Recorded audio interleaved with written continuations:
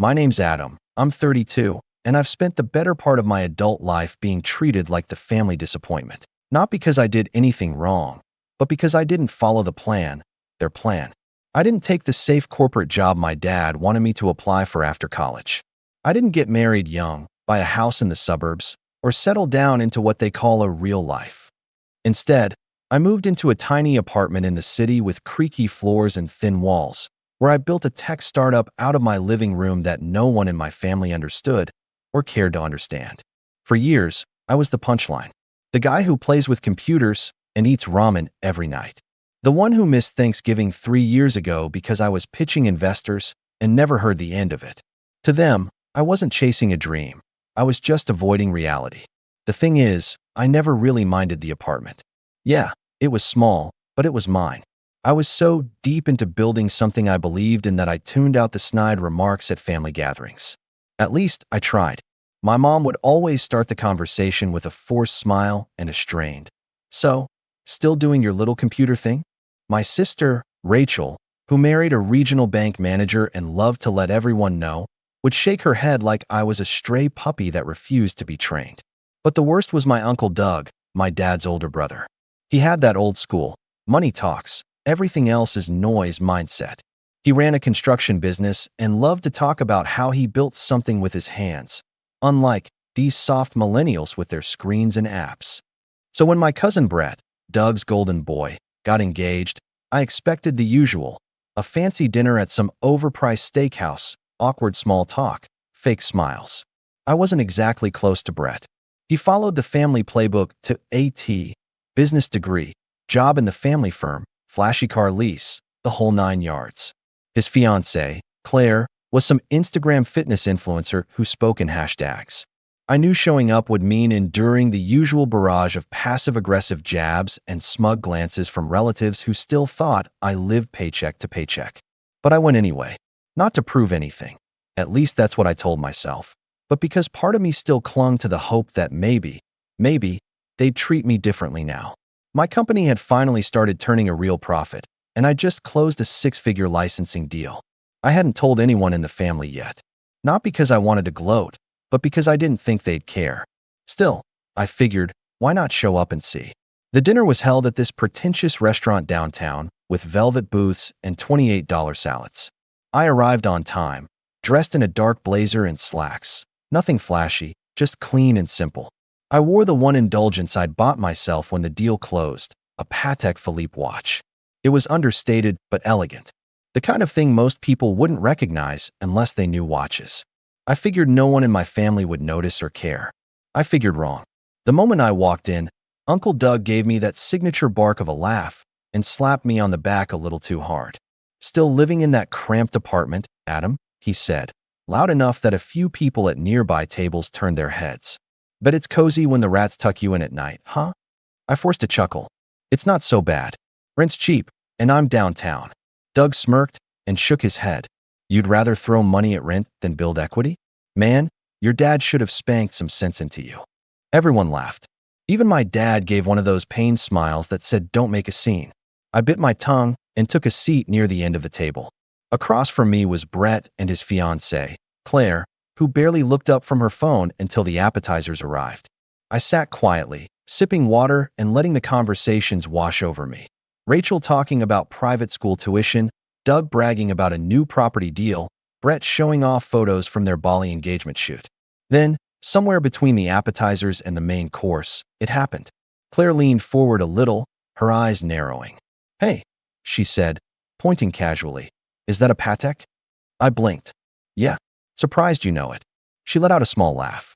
"I did a sponsorship with a luxury watch brand last year. Learned a few things." She paused. "That's not a base model." I shrugged, suddenly aware that all eyes at the table were on me. She tilted her head, lifted her phone under the table, and I could practically feel her fingers typing on Google. A second later, her smile faltered. Completely. Like someone flipped a switch. She looked back up at me, then at Brett, then at the rest of the table. "That watch costs more than our honeymoon," she said, not trying to be quiet about it. "By a lot." The table went silent. Uncle Doug stopped mid-chew. Rachel's wine glass froze halfway to her lips. My dad shifted in his seat. No one said a word. And just like that, in a single moment, the dynamic shifted. Not because I had some fancy watch on my wrist, but because for the first time, they realized something had changed. I wasn't just the broke computer guy anymore. I didn't gloat. I didn't smirk. I just sat back and watched the silence spread like wildfire. And that was only the beginning. The silence didn't last long. Uncle Doug wasn't the type to let anyone else have the last word, especially not someone he'd spent the last decade mocking. He leaned back in his chair, trying to laugh it off, though his voice was just a little too sharp. "Well, look at you," he said. "Didn't know nerd work paid in gold these days." He gestured toward my wrist like it was some kind of offense. "Must have been a gift, right? Or maybe a knockoff." I smiled politely. "Nope. Bought it myself." Claire still hadn't looked away from the screen of her phone. Her thumb was scrolling slowly, like she was trying to confirm something. Brett leaned over and whispered something in her ear, but she barely reacted. She just gave the faintest shake of her head and glanced at me again, this time with a weird, calculating expression. I could see it already. The narrative in her mind was shifting, and she wasn't sure yet if she liked it. Dinner resumed, sort of. The mood had shifted, subtle, but noticeable. Rachel started a new conversation about vacation homes, loudly emphasizing how her husband had just bought them a little getaway in Aspen. Her tone was syrupy sweet, but I recognized the edge. It was her way of reclaiming attention. Classic Rachel. She'd always had a sixth sense for when someone else was getting more than her allotted share of spotlight. My mom didn't say much, but I saw her glance toward me a few times, confused. I hadn't told her about the watch, or the deal, or anything. She probably assumed I was still struggling, still calling her once a month to ask for leftover recipes or news about distant relatives I barely remembered. I didn't hold it against her, but it was clear she wasn't sure how to square what she saw with the image she had of me in her head. Doug wasn't done, though. Of course he wasn't. When dessert came around, he tapped his fork against his wine glass and raised his voice to the whole table. "You know," he said, smirking in my direction, "we should all take a moment to celebrate Adam here. Got himself a fancy watch. That must mean the ramen startup finally paid off." Some people chuckled. My dad gave a stiff smile. I kept mine flat, saying nothing. I could feel it coming. He wasn't just making fun of me anymore. He was threatened. And when people like Doug feel threatened, they go on the attack. "I mean, who would have guessed," Doug continued, "that after all those years freeloading in that little shoebox apartment, you'd come out with something worth more than your car. You still drive that beater, by the way?" "I actually sold it," I replied casually, reaching for my coffee. "Didn't really need it anymore." That raised a few eyebrows. Brett asked, "Wait, no car? How do you get around?" I paused, gave a soft shrug. "Driver." Claire nearly choked on her sparkling water. "Wait, you have a driver?" That was the first genuine reaction I got from the whole table. Everyone suddenly looked alert. "Not full-time," I added. "Just when I'm in meetings or when I fly out for work. Which is a lot lately." Rachel raised her voice a little. "Since when do you fly out for work?" Before I could answer, Doug laughed again, but it wasn't the same kind of laugh. It was bitter. "Oh, come on. What? Are we supposed to believe you're jet-setting across the country now? What exactly do you do again? Selling apps or NFTs or something?" I could see Brett's eyes narrow slightly. He knew I worked in tech, but clearly hadn't asked questions before. Claire, on the other hand, was practically glowing. She wasn't looking at me anymore. She was staring at her phone screen again. Her fingers moved quickly, and then she stopped. Her jaw went slack for just a second. Then she looked at Brett. "Babe," she said softly, "did you know your cousin's company just raised a Series B funding round? 8 figures. It's in Forbes." That did it. The silence that followed wasn't awkward. It was dead. You could have heard a fork drop. Everyone stared at me like I'd grown a second head. Uncle Doug's face turned a shade darker. My mom looked genuinely stunned. Rachel scoffed under her breath, and her husband muttered something I didn't catch. Even my dad blinked like he was seeing me for the first time in years. But Claire wasn't done. "And," she flipped her phone toward Brett, showing him the screen, "he's the founder. CEO. That broke the spell." Rachel leaned back, arms crossed. "That's probably just one of those online lists," she said quickly. "You know they'll publish anyone these days. I read somewhere they make up half that stuff just for clicks." Doug straightened in his seat, clenching his jaw. "Even if it's true," he muttered, "doesn't mean anything. You can play dress up all you want, but you're still the same kid who couldn't afford a Thanksgiving plane ticket 3 years ago." I didn't say anything. I just let the silence stretch again. Because deep down, I could feel it. They weren't just confused anymore. They were angry. Not because I lied. Not because I bragged. But because I hadn't needed them. I hadn't asked for help. I hadn't played their game or followed their map. And somehow, I'd made it anyway. And for people like Doug, that kind of independence is insulting. The rest of the dinner passed in a strange haze. Conversations turned brittle. Laughter was forced. My mom tried to act normal, asking how work was going, but her tone was strained, like she was trying to piece together a puzzle that didn't make sense. My dad kept sipping his wine, quiet. Rachel started talking about how influencers fake their net worth online and how people should be careful who they idolize. Her husband nodded along like a parrot. Claire kept stealing glances at me. She smiled at things I said, even when I wasn't talking to her. Brett noticed. Doug did too. After dessert, people started leaving. Some offered stiff hugs, others just a quick nod. Rachel didn't even look at me. My mom gave me a half-hearted smile, clearly unsure how to process the evening. And then there was Doug. As he pulled on his coat, he walked up beside me and leaned in. "Don't let it go to your head, kid," he said quietly. "Money doesn't make you part of this family." I turned to face him. Didn't know I needed an invitation. His jaw twitched, but he said nothing else. As I stepped out into the cool evening air, I looked up at the sky, my breath fogging in front of me. I should have felt smug, triumphant, but instead, I just felt tired. Because I knew that dinner hadn't been the end of anything. It was the start, and the real tension was still coming. It wasn't even a week later when the betrayal hit. I got a call from my bank's fraud department on a Tuesday morning. I was in the middle of finalizing a partnership contract with a logistics software company. Big deal, months in the making, when the call came through. Normally, I would have let it go to voicemail. But something in my gut told me to answer. The woman on the other end sounded professional, but serious. "Mr. Cross," she said, "we flagged a series of attempted access requests to your business account. Multiple login failures, then a successful one originating from a device in the Midwest. We've temporarily frozen access until we can verify it wasn't you." My heart dropped. "No, it wasn't," I said quickly. "I'm in New York." "Who was it?" She explained they couldn't give me a name without a formal investigation, but that whoever it was had guessed my recovery email and security questions. They'd even tried to redirect my email access, likely to intercept two-factor codes. The only people who even knew that information, the old college nickname I once used, the street I grew up on, the name of my childhood dog, were family. I hung up and sat there in silence for a while, my coffee going cold beside me. It didn't take long to confirm what I already suspected. Later that night, I opened a shared folder on my old personal Google Drive, the one I hadn't touched in years but had once used to send files to family. Back when I was the free tech support for the whole tree. It had a few harmless PDFs, old resumes, some pictures, and one document that stopped me cold. A spreadsheet. My old company's early cap table and pitch deck. A version I deleted from my local files ages ago, but apparently had uploaded here once by accident. I never thought twice about it back then, but someone had been poking around. The next day, I got a LinkedIn message from a guy I barely remembered, an angel investor I'd spoken to once a year ago.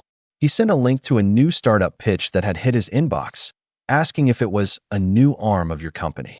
I clicked the link. My stomach twisted. It was Brett. Brett had sent out a near-identical version of my original deck, barely altered, under a new startup name, his name listed as founder and CEO. The product description? Word for word what I had built. The pain point. The solution. The branding language. Even the font was the same. He'd stolen it. I didn't even know where to start. Part of me was stunned, and part of me wasn't surprised at all. I thought back to that dinner, Claire scrolling, whispering to him, the tension in his eyes when she showed him the Forbes article. It made sense now. He wasn't just jealous. He was plotting. And he hadn't just copied a pitch. He'd submitted it to the same accelerator program I had gone through 2 years ago. I called a friend who worked on the review board there. Quietly, carefully, and sure enough, Brett had already made it past the first round, under a different company name, but with a carbon copy product.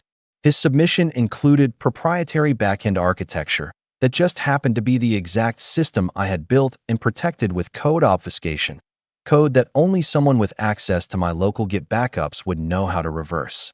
I paced my apartment in circles, my mind racing. How had he gotten into my files? And then I remembered. The dinner. That weird moment when Claire had asked about my watch and scanned it. The lingering glances. The sudden curiosity. I'd left my phone on the table when I went to the restroom, and I hadn't thought twice about it. But I'd been careless. One password, one saved browser session, one forgotten link on my drive, and Brett had what he needed. He didn't just want to copy me. He wanted to be me. That realization stung more than I expected. I sat down and opened my laptop, logged into my legal team's internal portal. I didn't want to jump straight into war, but if I didn't act now, this could spiral into something I couldn't contain. Before I hit send, I hesitated, because underneath the rage was something else. Betrayal. Brett was my cousin, my family, the guy I used to play Nintendo with in Grandma's basement. We weren't close, but we shared blood. We shared birthdays, holidays, stories. I never imagined he'd stab me in the back like this. Not to steal what I'd built. Not to pretend he'd earned it. I remembered when I first started my company, and everyone laughed behind my back. He included. He used to call it Adam's Nerd Fantasy League. I'd brushed it off. Let it roll. Because I thought, one day they'll see. And now he'd seen. And instead of being proud, he tried to take it. I couldn't tell anyone in the family. Not yet. I knew exactly how it would go. They'd say I was overreacting. That Brett probably didn't mean anything by it. That I should just talk to him and resolve it, like family. But I wasn't about to let this slide. Not this time. And as I stared at the cease and desist template on my screen, I knew this wasn't just about a stolen pitch. This was war. And Brett had just fired the first shot. I didn't send the cease and desist that night. I hovered over the button for what felt like hours, my finger twitching, my eyes locked on the screen. But something inside me held back. Maybe it was the exhaustion. Maybe it was denial. Or maybe, deep down, I still wanted to believe it wasn't real. That Brett had panicked or gotten carried away. That I could confront him, and he'd apologize. That there'd be a way to make it right. Instead, I just closed my laptop and sat there in the dark. That night, I didn't sleep. I laid on the couch, staring up at the ceiling, hearing every creak in the old apartment like it was shouting at me. Every time I shut my eyes, I saw his name in my inbox, or Claire's smug smile across the table, or Doug leaning in to tell me I'd never be one of them. By the next morning, I knew I needed space. From all of it. The noise, the stress, the disappointment. I turned off my phone, forwarded my calls to voicemail, and packed a small bag. I left without telling anyone. Not my friends, not my assistant, not even my parents. I took the first train out of the city and headed upstate to a tiny rental cabin I'd found months ago, but never had time to visit. It wasn't much, just a weathered little place with a wood-burning stove, slow Wi-Fi, and a lake out back that looked like it hadn't seen a swimmer in decades. But it was quiet, and I needed quiet. For the first 2 days, I didn't open my laptop. I barely looked at my phone. I just sat on the old dock in a hoodie and jeans, watching ducks swim by and letting the silence stretch. The air smelled like pine and wet dirt, and for once, no one was asking me to solve a problem or pitch an idea or explain what I did for a living. But inside, I felt hollow. Brett hadn't just stolen my pitch. He'd taken something I couldn't explain. He took the validation. That thing I'd worked years for. The "I told you so" I never said but always dreamed of. He turned it into a joke. Into a shortcut. And the worst part? He might get away with it. I started spiraling. I imagined headlines. Rising tech star caught in IP dispute with family member. The press wouldn't care who was right. They'd run the story for clicks. Investors would panic. My company, my team, would be the ones who suffered. People who trusted me. People who left stable jobs to build something with me. And now their futures were tied to mine. And mine was tied to Brett's theft. One morning, I woke up to a voicemail from my dad. I hadn't spoken to him since the dinner. His voice was calm, but clipped. "Hey Adam, just checking in. Your mom said you've been quiet. Look, I heard something weird from Doug today. About Brett starting a company. He said you two were working together now. I guess that's cool, if it's true. But you should have told us. Anyway, call me." My throat clenched. Working together? Doug was already rewriting the story. I was livid, but I didn't call back. Instead, I opened my laptop and started digging. I found Brett's new company website. It had gone live 2 days ago. The logo was eerily similar to the one my designer had mocked up for my original launch. The copy, barely rewritten. There was even a founder's letter that he must have lifted straight from one of my old Medium blog drafts. Except he'd swapped out every mention of my name, my story, my struggle, and replaced it with vague anecdotes about personal loss and a passion for innovation. He even included a photo of him in front of a whiteboard I recognized, my whiteboard, from a brainstorming session I'd held in my apartment last summer. He must have taken the photo during that one weekend he crashed on my couch when his heat went out. I'd been kind enough to let him stay, thinking it was just family helping family. I felt sick. He didn't just copy my work. He collected it, stored it, saved it, like a scavenger, waiting until the moment was right. And now he was parading around as the visionary I fought to become. That was the breaking point. For the next 2 days, I didn't leave the cabin. I stayed up late, piecing everything together. Every pitch deck version, every old email, every line of code. I tracked file access logs, screenshot timestamps, metadata, anything that could prove what was mine. I created a folder, labeled it War Chest, and filled it with evidence. But I still didn't act, because something in me had shifted. I wasn't angry anymore. I was done. Done trying to prove my worth to people who never saw me. Done showing up to family dinners where I had to justify my existence. Done keeping quiet to keep the peace. And maybe I didn't want revenge. Not yet. What I wanted was clarity. What I needed was distance. When I finally came back to the city, I didn't tell anyone. I slipped into my apartment like a ghost and sat on the floor, watching the sunrise creep through the blinds. My inbox was overflowing. Investors, journalists, even a few distant cousins who had suddenly heard about the business and wanted to reconnect. And then, buried under it all, was an email from Brett. No subject, just a one-line message. Let's talk, before this gets messy. That was the moment I knew. He wasn't just hoping I'd ignore it. He expected me to, because that's what I'd always done. But this time, he'd picked the wrong version of me, and I wasn't walking away anymore. By the time I read Brett's email, I was a different person than the one who had slouched into that family dinner weeks earlier, unsure whether I even belonged at the table. The silence, the retreat, the betrayal, they'd all worked like a kiln, hardening me into something sharper. Colder, maybe, but focused, clear. I didn't reply to Brett. Not yet. Instead, I spent the next 2 weeks doing what I'd always done best, building. But this time, I wasn't just building products. I was building leverage. I hired a new legal team, a brutal firm known for intellectual property warfare. Not the guys you go to for contracts and compliance.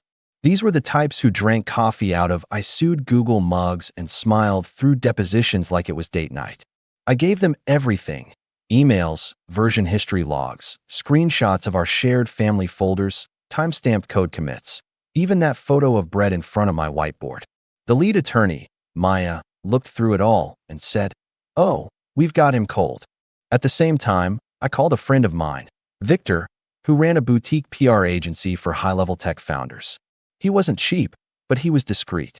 We crafted a plan, a story, one that would circulate quietly through the right channels, drop into the right inboxes, land on the desks of the same people Brett was trying to impress. The headline? Unknown cousin tries to clone tech CEO's startup, gets exposed. It wasn't published yet, but it was ready. And I wasn't done. My company, which I had kept lean and private until now, was finally ready to scale. We'd been holding back on growth because I didn't want to lose control. But now I had a reason to go big. I finalized a new Series C deal with a venture group that specialized in aggressive expansion. Within 2 months, we opened 2 new satellite offices, tripled the engineering team, and launched our product in 3 major cities. Revenue spiked. Press picked us up. Influencers in the tech space started name-dropping us in podcasts and newsletters. I got invited to speak at a major innovation summit in LA, a conference Brett would never be qualified to attend, let alone headline. Suddenly, I wasn't that guy with the apartment anymore. I was Adam Cross, founder of CROS, a rising name in AI logistics and predictive data. And people noticed, including family. Rachel was the first to reach out. She sent a message dripping in fake warmth. "Hey stranger, just wanted to say how proud we are of you. Next time you're in town, let's do brunch." I didn't respond. My mom left a voicemail saying how she always believed in me, which was rich, considering she used to call me twice a month to ask if I'd given up on that app thing yet. Even my dad reached out, awkward, hesitant. He asked if I needed help managing all the new attention. Said he had contacts. I smiled when I heard it. He meant Doug. As if I'd ever take advice from the man who laughed at me for living in a box with a router. Doug, to his credit, stayed silent. But I could feel his presence, like a shadow at the edge of the firelight. Watching, waiting. I had my team quietly pull a business intelligence report on Brett's fake startup. It hadn't gained traction. After the first wave of investor interest fizzled, the brand went quiet. No updates. No hires. Nothing. He'd tried to relaunch under a new name. But the problem with copying someone else's vision is you don't understand the why behind it. You're just mimicking the what. And now that I had the legal team watching, he couldn't make a move without risking a lawsuit. I held the power now, and I didn't have to flaunt it. That was the best part. One day, as I sat in the green room backstage at the LA Summit, adjusting the mic pack on my collar, I got a message from Claire. Just 3 words. You were right. No explanation. No follow-up. But I knew what it meant. Brett had imploded. Maybe the pressure got to him. Maybe he tried to spin some lie that she saw through. Maybe she Googled my name again and saw what he was trying to bury. It didn't matter. I left her on read. After my keynote, 30 minutes on ethical AI and efficient systems, I got a standing ovation. A few VC partners came up afterward to ask for meetings. I smiled, shook hands, made notes. And as I left the venue, stepping into the black car my driver had waiting, I realized something. I hadn't thought about the apartment in weeks. I hadn't thought about the old cramped kitchen where I used to burn toast while debugging code, or the paper-thin walls that let me hear every conversation my upstairs neighbor had with his cat. But that place had made me. Just like the ridicule had made me sharper. Just like the betrayal had made me colder. And now, I was ready. Because Brett had taken a swing. And I let him think I stepped back. But I wasn't retreating. I was aiming. And he had no idea what was coming. The summit marked more than just a milestone in my company's rise. It marked a turning point in how I moved through the world. I was no longer playing defense. No longer reacting. I was calculating. And for the first time in my life, I had reach. That's the thing about success. When you're on the bottom, no one returns your emails. But when your name starts showing up in Wired or TechCrunch, the gatekeepers suddenly remember your name. Doors that once slammed shut before you even knocked, they swing open, all smiles. And that's when the real setup began. It started with a meeting. I was invited to a private investor dinner in San Francisco, small, high stakes, invitation only. A quiet little affair hosted by a group that specialized in rescuing struggling startups with potential. They called themselves an accelerator, but they were more like a Shark Tank with linen napkins. Everyone in that room had built, broken, or bought companies. And at the far end of the table, sipping a glass of Pinot like he belonged there, was Victor Crane, a managing partner at Halbert Capital. I didn't know much about Victor when I first heard of him, but one of my analysts flagged him weeks earlier during our internal review of Brett's investor trail. Victor had been CC'd on one of Brett's early outreach emails, the same emails that tried to pitch my product. Back then, Brett didn't know any better. He thought he could sell a pitch and hope no one dug too deep. But now that I was sitting across from Victor, I knew the man was smarter than that. So I asked him, casually, whatever happened to that logistics AI deck you got a few months back? The one from what was it? Sparrow Tech. Victor blinked, slow and deliberate. You know about that? I nodded. Let's just say I'm familiar with the source material. He studied me for a beat, then smirked. Didn't go anywhere. Felt thin, like someone had stolen a blueprint without reading the manual. We both knew exactly what he meant. I didn't push further. I didn't need to. Because in that moment, I saw the setup forming. These weren't people who liked copycats. They didn't fund pretenders. But they did enjoy watching a well-executed takedown, especially if it protected their own reputations. Victor leaned in. You looking to expand? He asked. Maybe, I replied. If the timing's right. What if we helped? I paused, feigning thought. Depends on what you want in return. He grinned. Just a seat at the table. And maybe a story to follow. That night, back in my hotel suite, I opened a secure call with Maya, my lawyer. I think it's time, I told her. She didn't ask what I meant. She'd been waiting. We launched a silent probe. Nothing official, not yet. Just enough to track where Brett's fake startup had been incorporated, which accounts were attached to the filings, and most importantly, where the money had gone.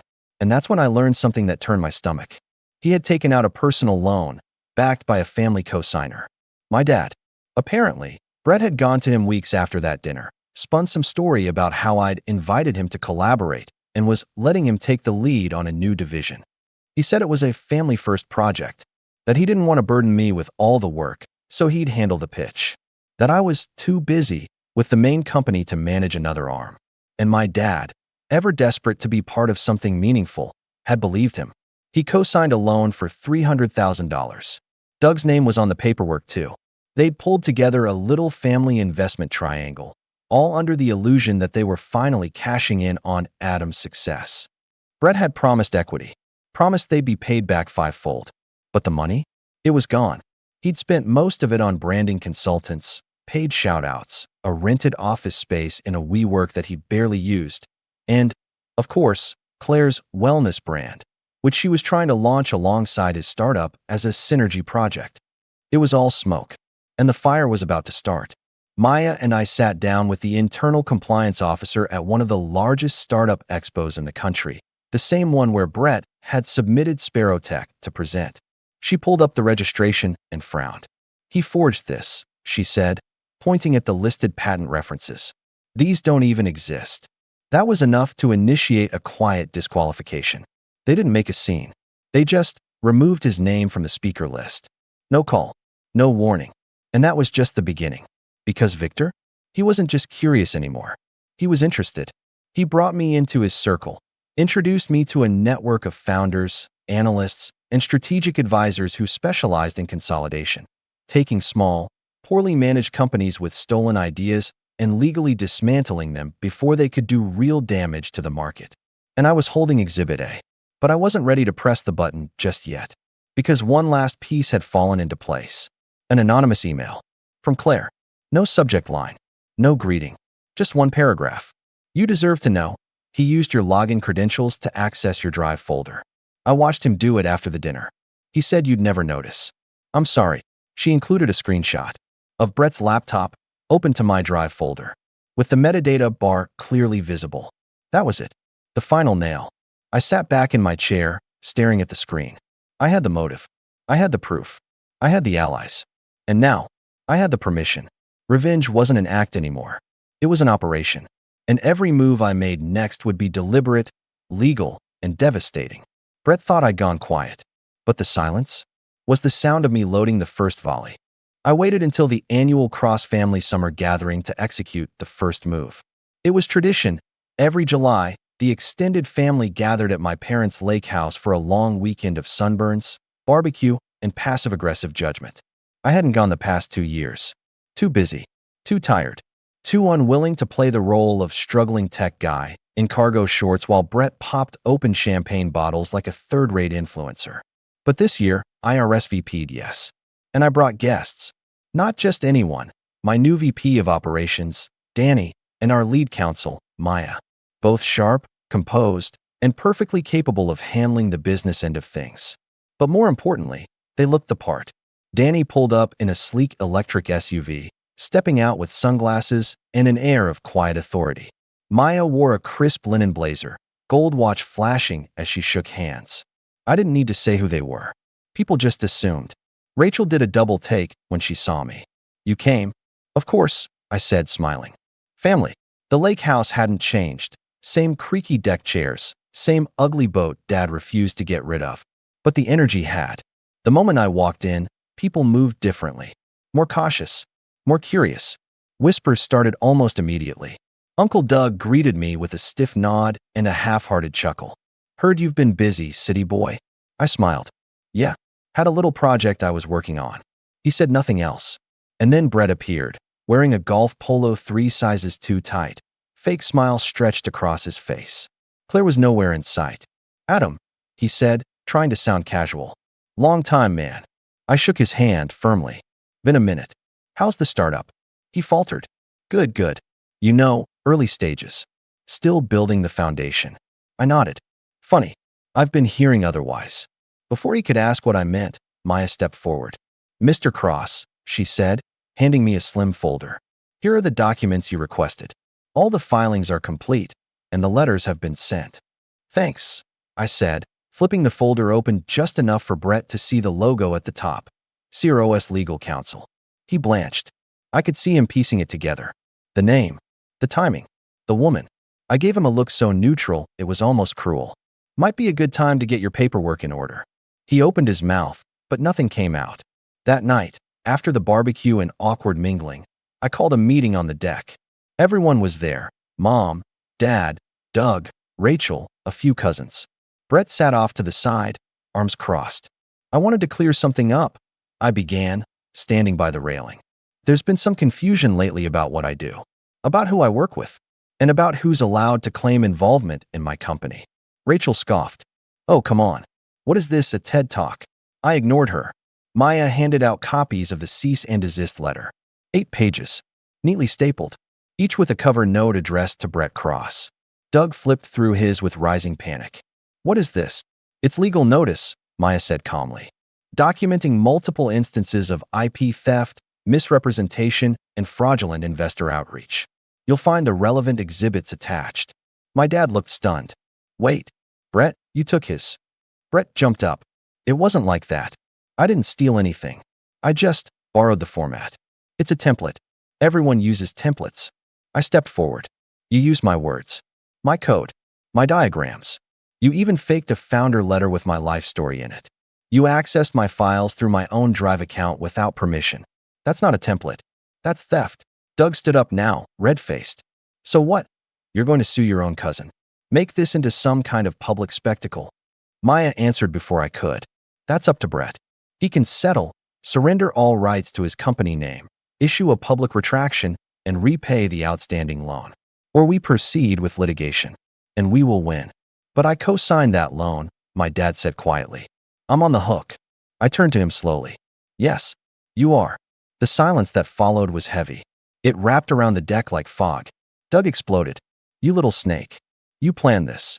I met his glare. No, Brett planned this. I just responded. Brett tried again. Adam, come on. We're family. I made a mistake, okay? I panicked. I didn't think you'd actually. Actually what? I asked. Hold you accountable? Why not? You counted on the fact that I wouldn't.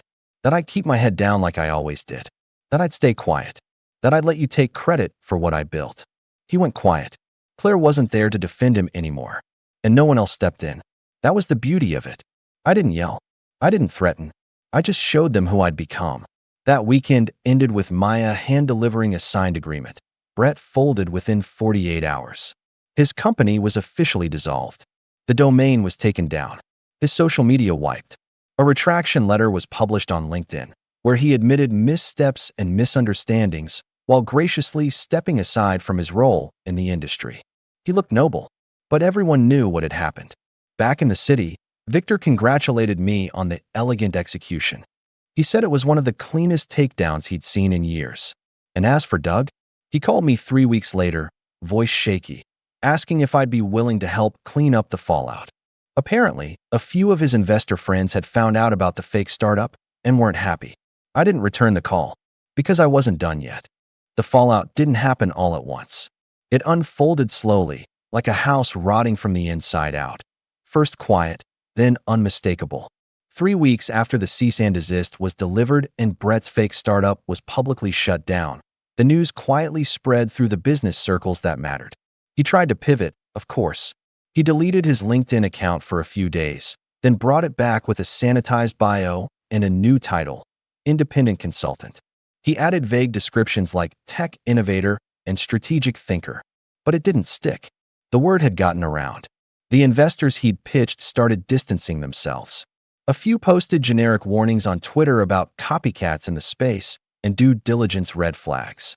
Nobody named him directly, but they didn't have to. People in tech talk. And once you're labeled a fraud, there's no unlabeling it. Claire was gone, moved out, took her dog, scrubbed her socials of every trace of their engagement. I didn't hear from her again, but someone forwarded me an Instagram post she made a month later. Just a photo of a lake and a caption that read, "Lesson learned. Never build your life on someone else's blueprint." Doug's construction company took a hit too. Apparently, one of the investors Brett had courted was a personal friend of Doug's who had considered backing a joint venture between Brett's startup and Doug's firm. When the truth came out, the investor pulled out of both. That one decision triggered a domino effect. Within 6 months, Doug had to sell off a key property at a loss, and one of his longest-standing subcontractors dropped him. At Thanksgiving, the family gathering was quieter than usual. I showed up late, just long enough to say hello to my mom and dad, then stepped outside to sit on the porch. Rachel didn't speak to me. Doug avoided eye contact entirely. Brett wasn't there. I asked where he was. My dad cleared his throat. Out of town, visiting Claire's parents. But there was no wedding on the horizon. No save the dates. Just silence. Eventually, my dad stepped outside and sat next to me. For a long time, we didn't speak. Just watched the wind stir the brittle November leaves on the lawn. Then he said, quietly, "I didn't know." About the loan. About what he did. I nodded. "I know. I should have asked you. I should have believed in you." It wasn't an apology, but it was close enough. I stood up and gave him a pat on the shoulder. "You did what you thought was right." So did I. When I got back to the city that night, I opened my laptop, checked my calendar, and made a note. Next quarter, CROS was slated to expand into 5 new markets. Our valuation had tripled since the summer, and we'd just been approved for a partnership with a major tech conglomerate I wasn't legally allowed to name yet. The apartment I once lived in, gone. I donated most of the furniture, handed the keys to a friend's younger brother who was trying to start his own company. I told him to build something that scared people, something so bold they'd laugh in his face. Because I knew what that felt like. And I also knew how sweet it was when they stopped laughing. Brett never reached out again. Not to apologize. Not to explain. Not even to fight back. In the end, he didn't just lose the startup. He lost everything he pretended to be. And me? I didn't just win. I earned it. The same hands they used to point and laugh now trembled to shake mine.